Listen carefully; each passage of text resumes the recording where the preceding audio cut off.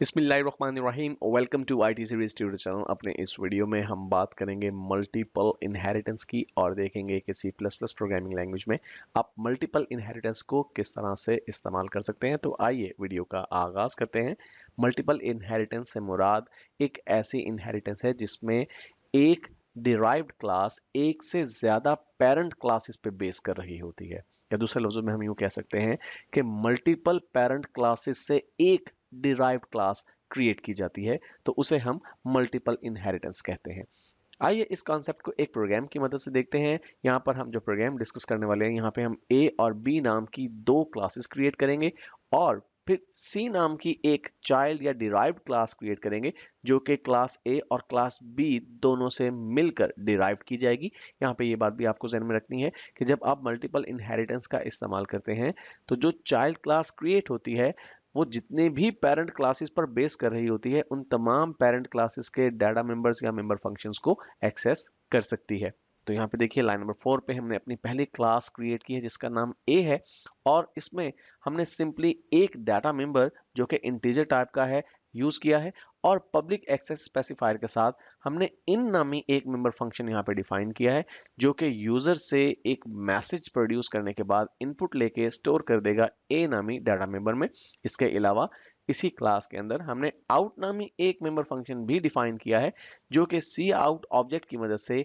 एक स्ट्रिंग को स्क्रीन पर प्रिंट करेगा the value of A is, और फिर ए डाटा मेंबर की वैल्यू को स्क्रीन पर प्रिंट करवा देगा। तो ये बहुत ही सिंपल सी हमारी क्लास ए है और बिल्कुल इससे मिलती जुलती क्लास हमारे पास क्लास बी मौजूद है, लेकिन फर्क सिर्फ ये है कि क्लास बी में हम जो मेंबर फंक्शंस डिफाइन करेंगे उनके नाम हम थोड़े डिफरेंटली यूज करेंगे। बाकी क्लास बी का मैकेनिज्म भी एग्जैक्टली क्लास ए की तरह ही होगा। यहाँ पर देखिए लाइन नंबर 19 पे हमारी क्लास बी स्टार्ट हो रही है जिसमें हमने प्राइवेट एक्सेस स्पेसिफायर के साथ एक integer type data member b को डिक्लेयर किया है और फिर पब्लिक एक्सेस स्पेसिफायर के साथ हमने इनपुट नामी एक मेंबर फंक्शन को डिफाइन किया है। क्लास ए में हमने इस फंक्शन का नाम इन रखा और यहाँ पे हम इसका नाम इनपुट यूज कर रहे हैं, लेकिन फंक्शनैलिटी इस मेंबर फंक्शन की सेम वही है जो कि क्लास ए में इन फंक्शन की थी, यानी सी आउट ऑब्जेक्ट की मदद से पहले यूजर को एक प्रॉम्प्ट जनरेट किया जाएगा कि एंटर द बी वैल्यू और फिर से इन ऑब्जेक्ट की मदद से वो वैल्यू बी नामी डाटा मेंबर में स्टोर कर ली जाएगी। और उसके बाद हमने आउटपुट नामी एक मेंबर फंक्शन यहाँ पे डिफाइन किया है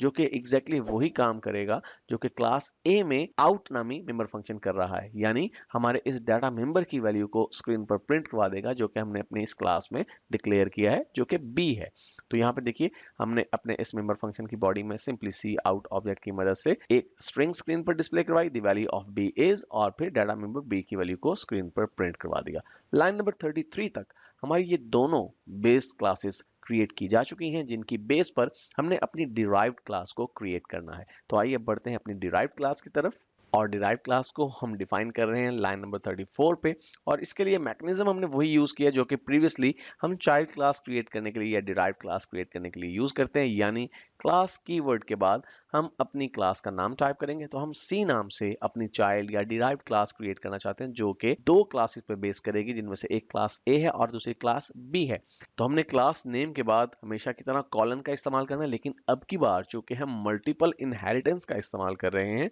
हमें दो क्लासेस पे अपनी ये क्लास बेस करनी है, तो इसलिए हमें दो क्लासेस का नाम यूज करना है और दोनों के साथ हमें ये भी मेंशन करना होगा कि हम इन दोनों पेरेंट क्लासेस में से इनहेरिटेंस को किस तरह से यूज करना चाह रहे हैं, यानी पब्लिक, प्राइवेट या प्रोटेक्टेड वे में। तो हम यहाँ पे पब्लिक एक्सेस स्पेसिफायर के साथ क्लास ए से इनहेरिटेंस ले रहे हैं और पब्लिक एक्सेस स्पेसिफायर के साथ ही क्लास बी से भी हम इनहेरिटेंस ले रहे हैं। तो आप देख रहे हैं कि इन दोनों क्लासेस के दरमियान हमने कॉमा का इस्तेमाल किया और यही तरीकाकार है जब आप मल्टीपल इनहेरिटेंस यूज करना चाहते हैं। तो जितनी भी क्लासेस के ऊपर आप चाइल्ड क्लास को क्रिएट करना चाहते हैं या बेस करना चाहते हैं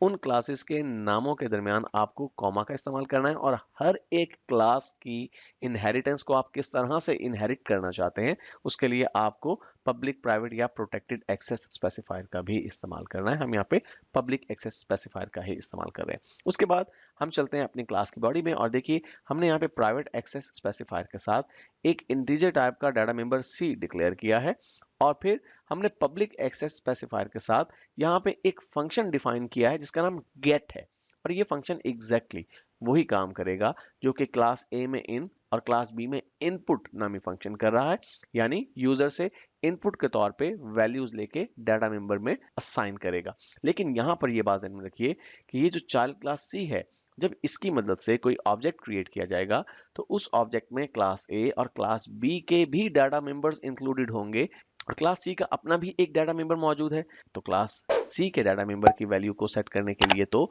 हम यहीं पर कोड का इस्तेमाल कर सकते हैं डायरेक्टली अपने इस गेट नामी फंक्शन की बॉडी में। लेकिन क्लास ए और क्लास बी के जो डाटा मेंबर्स हैं उनकी वैल्यूज को सेट करने के लिए हमें उन्हीं की क्लासेस में मौजूद उन मेंबर फंक्शंस को कॉल करना है जो कि हमने वहां पर डिफाइन किए हैं, जिनमें से एक का नाम इन और दूसरे का इनपुट है। तो यहाँ पर हम ऐसा ही कर रहे हैं। लाइन नंबर 41 पे देखिए, हमने क्लास ए का नाम टाइप किया, उसके बाद स्कोप रेजोल्यूशन ऑपरेटर, और फिर हमने इन नामी मेंबर फंक्शन को कॉल किया। अब यहाँ पे ये बात ध्यान रखिए कि ये इन नामी मेंबर फंक्शन हमारी पेरेंट क्लास ए में एग्जिस्ट करता है। जब इसे कॉल किया जाएगा तो ये ऑटोमेटिकली मैसेज प्रोड्यूस करेगा स्क्रीन पे कि enter the value for a, और फिर यूजर से इनपुट करदा वैल्यू को डाटा मेंबर ए में स्टोर करवा देगा। उसके बाद लाइन नंबर 42 पे देखिए, हमने बी क्लास में से अपने इनपुट नामी मेंबर फंक्शन को कॉल किया है, बिल्कुल उसी तरह जिस तरह हमने ए क्लास में से इन नामी मेंबर फंक्शन को कॉल किया है, स्कोप रेजोल्यूशन ऑपरेटर का इस्तेमाल करके। ऐसा करने से क्लास बी डाटा मेंबर्स की वैल्यूज जो हैं यूजर से लेके स्टोर करवा दी जाएंगी। और आखिर में हम सी आउट ऑब्जेक्ट की मदद से एक प्रॉम्प्ट जनरेट करें, एंटर सी, यानी सी की वैल्यू एंटर करें और फिर उसे स्टोर कर रहे हैं सी इन ऑब्जेक्ट की मदद से अपने सी नामी डाटा मेंबर में। उसके बाद हमने यहाँ पर एक मेंबर फंक्शन और डिफाइन किया जिसका नाम शो है।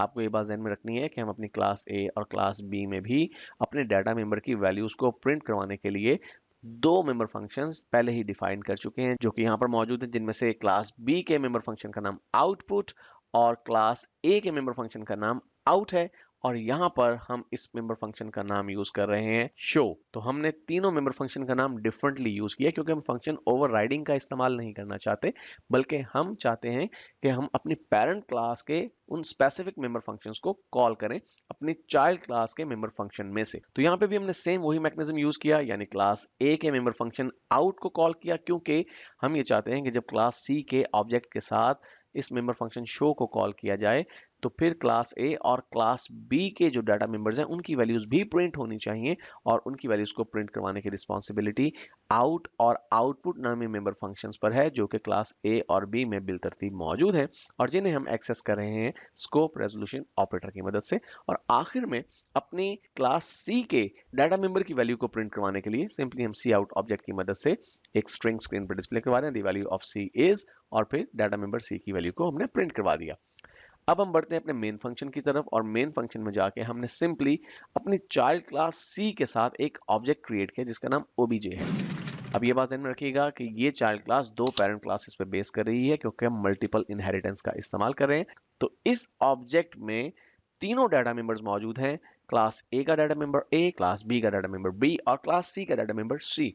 और उसके बाद देखिए हमने अपने इस ऑब्जेक्ट के साथ डॉट ऑपरेटर का इस्तेमाल करके गेट नामी फंक्शन को कॉल किया जो कि हमने क्लास सी में डिफाइन किया है। यहाँ पर देखिए क्लास सी में गेट नामी मेंबर फंक्शन मौजूद है। जब हमने इसे कॉल किया तो इस मेंबर फंक्शन की बॉडी में चूंकि हमने क्लास ए और क्लास बी के मेंबर फंक्शंस को पहले कॉल किया हुआ है, इसलिए पहले क्लास ए के मेंबर फंक्शन इन को कॉल किया जाएगा और हमसे इनपुट जो सबसे पहला मांगा जाएगा वो डाटा मेंबर ए के लिए होगा। उसके बाद डाटा मेंबर बी की वैल्यू हमसे मांगी जाएगी क्योंकि लाइन नंबर 42 पे हमने क्लास बी जो कि क्लास ए ही की तरह क्लास सी की पेरेंट क्लास है, तो वहां पर मौजूद इनपुट फंक्शन को जब कॉल किया गया तो हमें सेकंड टाइम जो वैल्यू इनपुट के तौर पे मांगी जाएगी वो डाटा मेंबर बी के लिए मांगी जाएगी जो कि क्लास बी में मौजूद है, और आखिर में हमसे डाटा मेंबर सी के लिए वैल्यू मांगी जाएगी। और इसी तरह से हमने ऑब्जेक्ट के साथ डॉट ऑपरेटर का इस्तेमाल करके शो नामी मेंबर फंक्शन को कॉल किया जो कि हमारी चाइल्ड क्लास सी में एग्जिस्ट करता है, लेकिन शो नामी मेंबर फंक्शन में भी चूंकि हमने